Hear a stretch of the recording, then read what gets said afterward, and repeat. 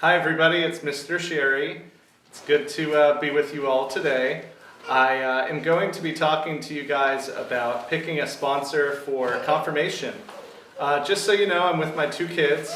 They're in the background, so if you see some noise, they're playing in a little ball pit that I've set up.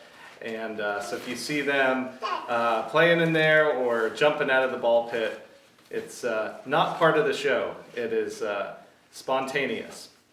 Anyways, back to the topic, which is picking a sponsor. So the basics: pick somebody that is 16 years of age or older and is somebody that you trust is active in his or her faith, attends weekly mass, is a prayerful spiritual person. And the part that I really want to impact you with is perhaps pick a sponsor that challenges you. Maybe don't pick the person that would be the easiest to talk to because you know exactly what they're going to say to you and you know exactly what you're going to say to them, and perhaps you see them 6, 7, 8 hours a day anyways, so there's really no comfort issue with it. Perhaps pick somebody that takes you out of your comfort zone.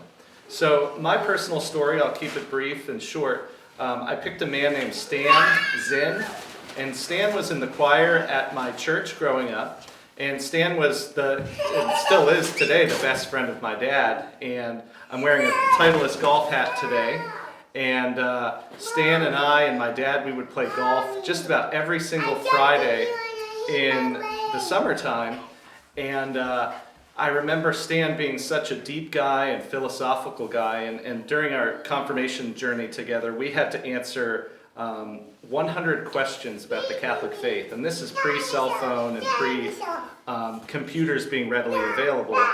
So we really had to sit down and talk and answer these 100 questions together and figure out, some of them were pretty black and white and had a definitive answer, and some of them were much more philosophical. And I remember in Pittsburgh growing up, Stan took me to Primanti Brothers, and we would get sandwiches. Primanti Brothers, it's a place where they have coleslaw and meat and fries on the sandwich. It's piled really thick and high. It's a very good meal. There's coleslaw on there. And every time I go back to Pittsburgh, I probably clog my arteries a little bit still to this day and get Primanti Brothers when I visit. But Stan is now a economics professor at NYU in New York. And I believe he's a department head of economics there. But Stan and I would have just the deepest conversations about faith, spirituality, the afterlife, what it means to be a Catholic and compassionate person in the world.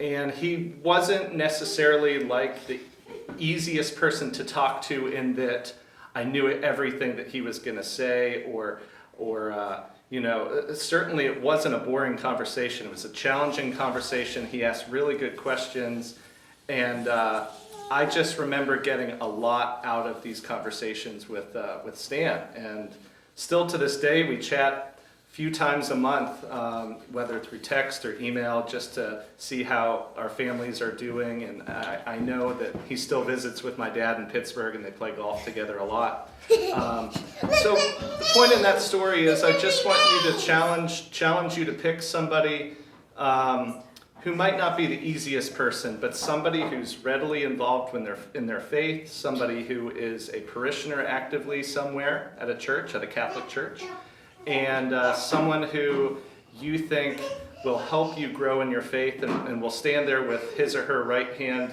on your right shoulder at your confirmation sometime next year. So that's my input on picking a sponsor.